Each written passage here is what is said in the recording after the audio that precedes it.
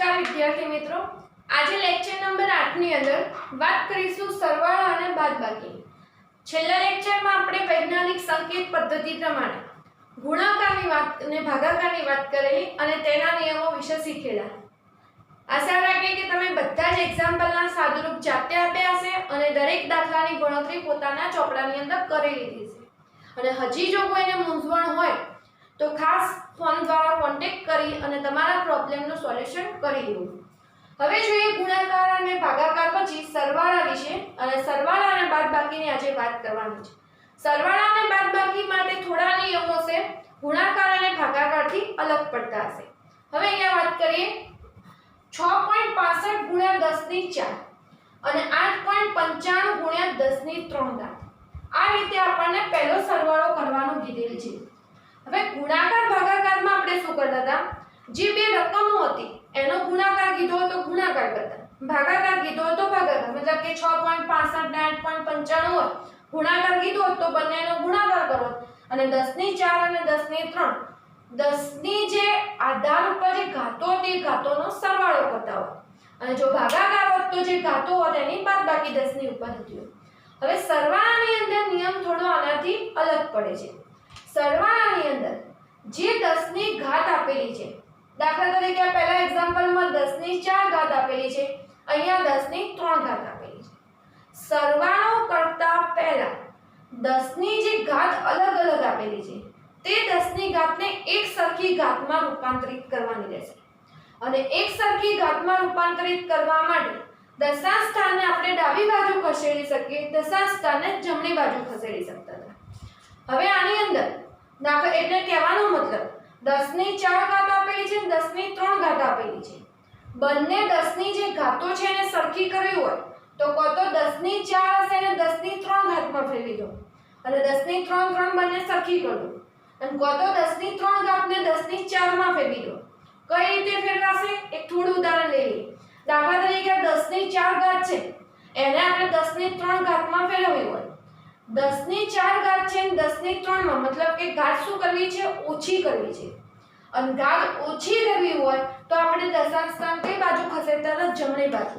તો દાખલા તરીકે 6.65 ને આપણે શું લખશો 66.5, 10 ની 4 હતો એની જગ્યાએ શું થઈ જાય 10 ની 3 ઘાત, એક સ્થાન જમણી બાજુ ખસો, એક સ્થાન જમણી બાજુ ખસે એટલે 10 ની -1 ઘાત અંદર ઉમેરાય તો 10 ની -1 એટલે 4 ની જગ્યાએ શું થઈ જશે 10 ની 3। એટલે આ રીતે કરીએ તો આ તમારા 66.5 ગુણ્યા 10 ની 3 વત્તા 8.95 ગુણ્યા 10 ની 3 અને હવે સીધી વસ્તુ છે 10 ની 3 ઘાત ને 10 ની 3 ઘાત એ સરખી રહેતી હતી, સરખી હોય તો 10 ની 3 ને તમે કોમન નીકાળો અને આ બંનેનો શું કરવાનો રહેશે, સરવાળો કરવાનો રહે। એટલે આ રીતે બંને ઘાતોને એકબીજામાં રૂપાંતરિત કરતા હતા। પરંતુ આની અંદર એક સિમિલારિટી જળવાઈ રહે એ માટે મોટા ભાગે બધા એક્ઝામ્પલની અંદર આવો નિયમ તો આપણે ના કહી શકીએ પણ એક સરળતા ખાતર જે મોટી ઘાત હોય એની જેવી ઘાતને ફેરવવામાં આવતી હતી, મતલબ કે હાલ આપણે શું કર્યું 10 ની 4 ને 10 ની 3 માં ફેરવી, પણ એક નિયમ એવો સામાન્ય છે કે જે મોટી ઘાત હોય એ પ્રમાણે બીજી ઘાતને ફેરવી દેવાનું, મતલબ કે 10 ની 4 ઘાત છે 10 ની 3 ઘાત છે તો કયા પ્રમાણે ફેરવવું, મોટી ઘાત પ્રમાણે, એટલે આપણે 10 ની 3 ઘાતને 10 ની શું કરશો 4 ઘાત કરશો। એટલે જે પેલું આગળનું ઉદાહરણ બી સાચું જ રીત કહેવાય, એ રીતે બી કર્યું હોય તો ખોટું કહેવાતું નથી।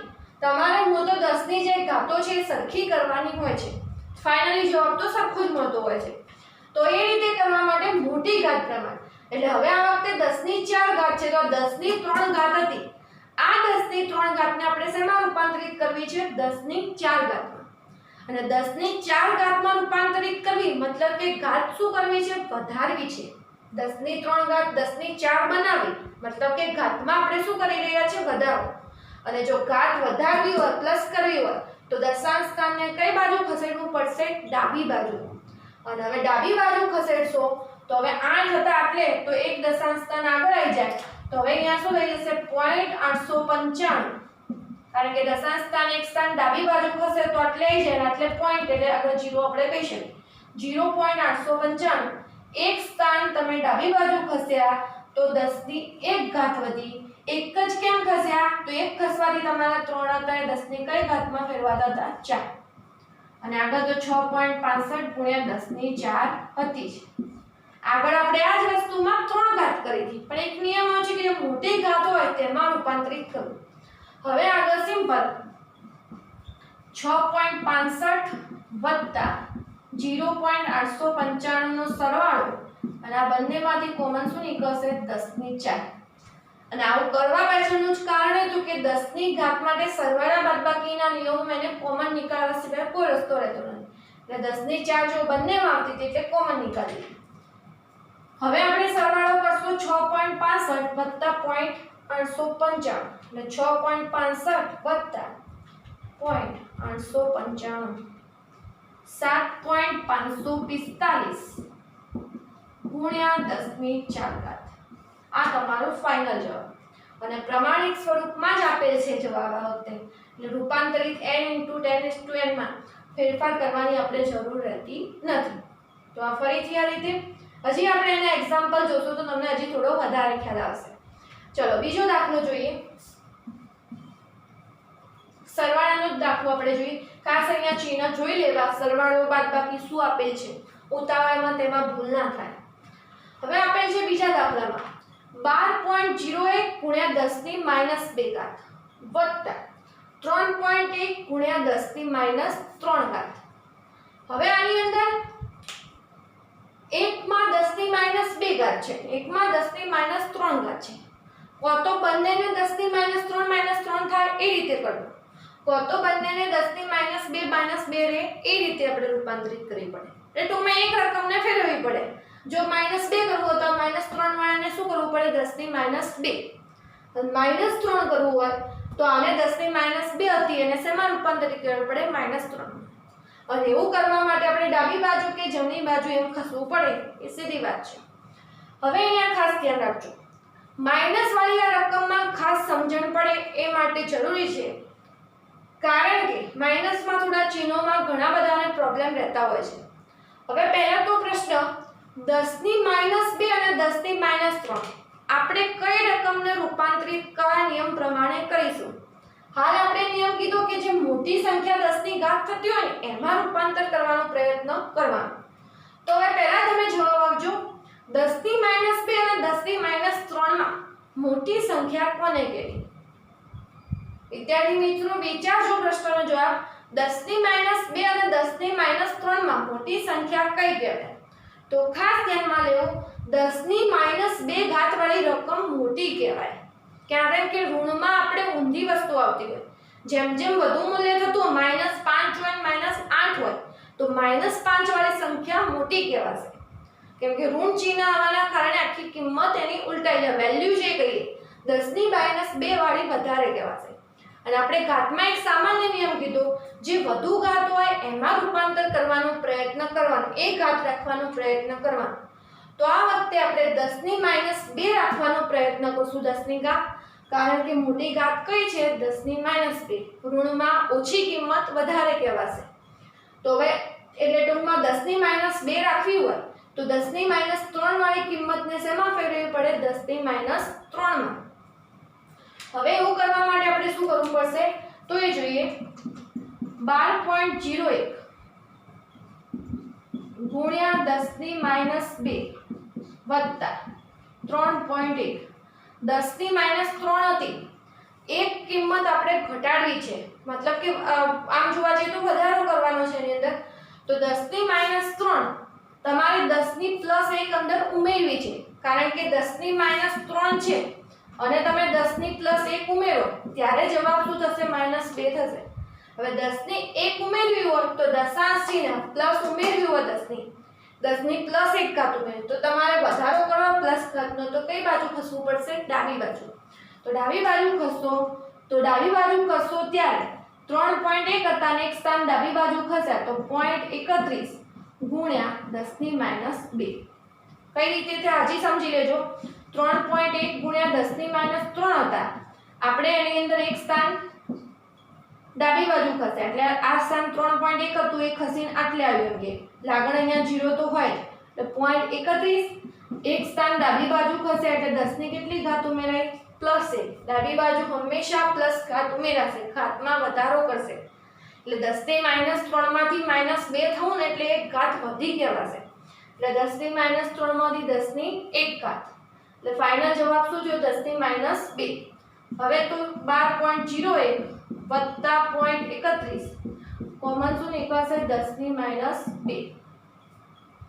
12.01 અને 0.31 નો સરવાળો 12.01 વત્તા 0.31 12.32 આનો જવાબ આવશે. 10 ની -2 ઘાત કોમન આપણે જે નીકાળીએ. હવે ફરીથી n * 10n સ્વરૂપ આ રકમને ફેરવવી પડશે કારણ કે 12.32 અહીંયા આપણને જવાબ મળે છે.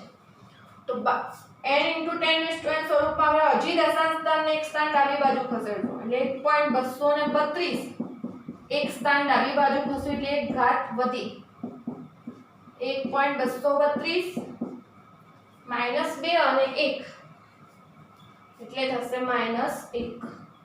તો આ થશે એનો ફાઇનલ જવાબ. સરવાળાના બંને ઉદાહરણ લખી લેજો.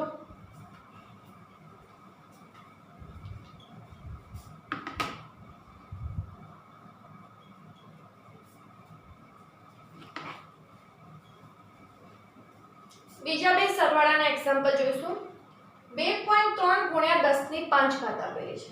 38.1 ગુણ્યા 10 ની 3 ઘાત આપેલી છે. નિયમ પ્રમાણે મોટી 10 ની ઘાત હોય એમાં આપણે કન્વર્ટ કરીશું. એટલે 10 ની 5 ઘાત મોટી છે, 10 ની 3 ઘાત નાની છે. એટલે 10 ની 3 ને શેમાં ફેરવીશું? 10 ની 5 માં. એટલે કે ઘાતમાં આપણે વધારો કરવો પડશે. અને વધારો કરવો તો 10 ની 3 ને 10 ની 5 માં ફેરવવી હોય તો 2 ઘાત વધારવી પડે. 10 ની 2 ઘાતમાં વધારો કરે તો 10 ની 3 ને 10 ની 2 થઈને 10 ની 5 થશે. હવે 10 ની 2 ઘાત વધારવી. ફરીથી યાદ કરી લઈએ.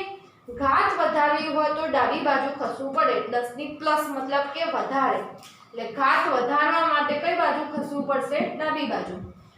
તો ડાબી બાજુ ખસીએ તો પહેલા તો 2.3 ગુણ્યા 10 ની 5 એમના એમ વત્તા 2 સ્થાન ખસીશું એટલે 0.381 1 અને 2 ખસીએ તો એટલે પોઈન્ટ આવે 38.1 હતા. એક સ્થાન 2 સ્થાન તો 0.381. 2 સ્થાન ખસે એટલે 10 ની 2 ઘાત અંદર ઉમેરાય. 10 ની 2 ઘાત ઉમેરાય તો 10 ની 3 હતી કેટલી થઈ ગઈ? 10 ની 5 ઘાત.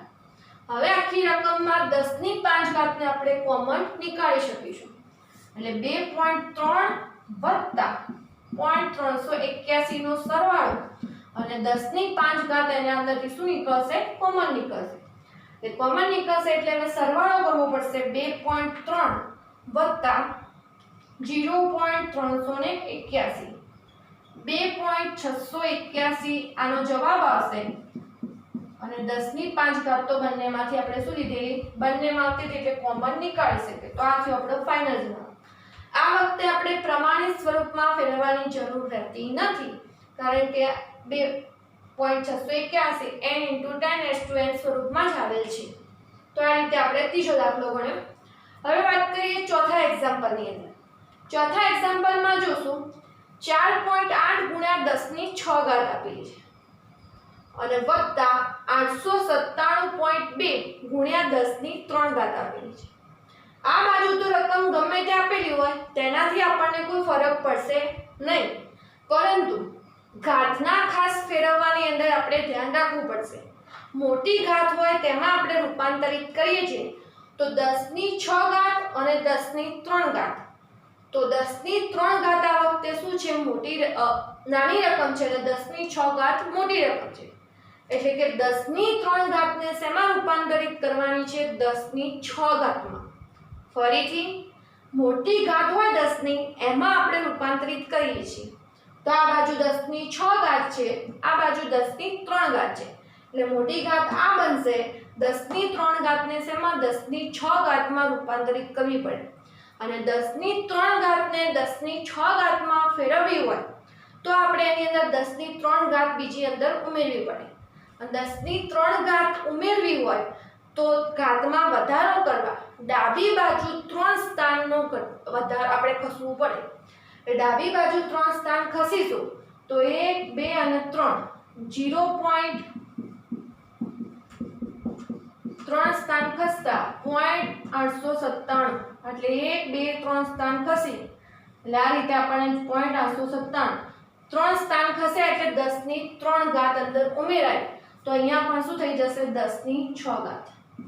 હવે 4.8 વત્તા 0.897 બેનો સરવાળો અને 10 ની 6 ઘાત બંનેમાં આવેલી હોતી શું નીકળશે કોમન નીકળશે.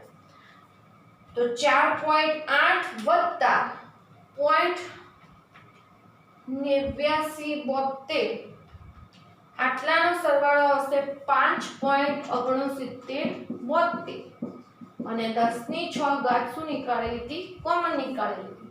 તો એ વસ્તુ આપણે લખી દઈશું. હજી જોઈએ આપણે હજી એક વધારે એક્ઝામ્પલ લઈએ. પાંચમું એક્ઝામ્પલ. દાખલા તરીકે આપણને રકમ આપેલી છે 23.25 ગુણ્યા 10 ની 2 ઘાત અને વત્તા 325.2 ગુણ્યા 10 ની -1 ઘાત. ચલો આ રીતનું આ વખતે આપેલું છે 23.25 ગુણ્યા 10 ની 2 ઘાત 325.2 ગુણ્યા 10 ની -1 ઘાત. એક બાજુ 10 ની 2 ઘાત છે, એક બાજુ 10 ની -1 ઘાત છે. નિયમ પ્રમાણે 10 ની 2 ઘાત મોટી હશે અને 10 ની -1 ઘાત કેવી છે નાની ઘાત છે. હવે આ વખતે 10 ની -1 ને આપણે શેમાં ફેરવવી પડશે 10 ની 2 ઘાતમાં. મતલબ કે 10 ની -1 ઘાત હશે એને આપણે ફેરવવાની આવશે 10 ની 2 ઘાતમાં. તો હવે કેટલા સ્થાન ખસીએ તો આપણે કેટલી ઘાત અંદર ઉમેરીએ પહેલા તો આપણે 10 ની 2 ઘાતમાં અંદર ફેરવી શકીએ. તો આના માટે ખાસ આવી રીતે માઈનસ અને પ્લસ આવતું હશે ત્યારે ખાસ ધ્યાનમાં રાખવા જેવું. 10 ની -1 ઘાત હશે તમે એની અંદર 10 ની +3 ઘાત એડ કરો ને ત્યારે તમે 10 ની 2 ઘાતમાં ફેરવી શકો. આ વસ્તુ ખાસ સમજવા જેવી છે કારણ કે આ બાજુ આપણને 23.25 જોડે આપેલી છે 10 ની 2 ઘાત અને પેલે છે 10 ની -1 ઘાત. -1 ને 10 ની 2 ઘાતમાં ફેરવવું હોય તો તમે આ રીતે 10 ની -1 વત્તા 10 ની +3 થાય તો 3 માંથી 1 જાય તો 10 ની 2 ઘાત જવાબ મળે. એટલે કે તમારે ટોટલ કેટલી ઘાત ઉમેરવી પડે 10 ની 3 ઘાત ઉમેરવી પડે અને 10 ની 3 ઘાત ઉમેરો તો તમારે 10 ની 2 માં ફેરવાય. એટલે આ રીતે 10 ની -1 તો ઘાત હતી વત્તા 10 ની 3 ઘાત અંદર ઉમેરો. 10 ની 3 ઘાત ક્યારે ઉમેરાય તમારે 3 સ્થાન દશાંશ સ્થાન ડાબી બાજુ ખસવું પડે અને 10 ની 3 ઘાત ફેરવવા તમે 3 સ્થાન ડાબી બાજુ ખસો ત્યારે 10 ની -1 વત્તા 10 ની 3 એટલે મતલબ કે અહીંયા ગુણાકારનો સંબંધ હશે એમ થઈ અને કેટલી થાય 10 માં 3 માંથી 1 જાય એટલે 2 થશે. તો હવે 3 સ્થાન હશે એ આપણે ડાબી બાજુ ખસવાના રહેશે. આવી રીતે માઈનસ પ્લસ હોય તો ખાસ ધ્યાન રાખવું.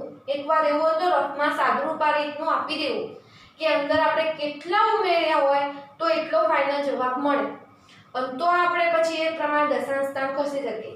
આ વખતે આપણે ફાઇનલી 3 સ્થાન ખસશો તો તમારે અહીંયા સાદુરૂપ 10 ની 2 ઘાત થાય. તો 23.25 ગુણ્યા 10 ની 2 ઘાત કેટલા 3 સ્થાન ખસશો એટલે 0.325 ગુણ્યા 10 ની -1 હતી 10 ની +3 આવી. 10 ની 3 કેમ આવી આપણે 3 સ્થાન ડાબી બાજુ ખસ્યા માટે આ 1 સ્થાન 2 સ્થાન ને 3 એટલે અહીંયા 0.32. એટલે હવે 10 ની 3 ને 10 ની -1 નો ગુણાકાર કરો તો 10 ની 2 ઘાત થઈ જશે. એટલે હવે ફાઇનલી આપણા જોડે થયું 23.25 ગુણ્યા 10 ની 2 વત્તા 0.3252 અને 10 ની +2 ઘાત. અહીંયા તમને સમજાય એટલે સાદુરૂપના એક એક સ્ટેપ આપણે અહીંયા લખેલા છે. આ સાદું સાઈડમાં પણ તમને સમજાવી દીધું.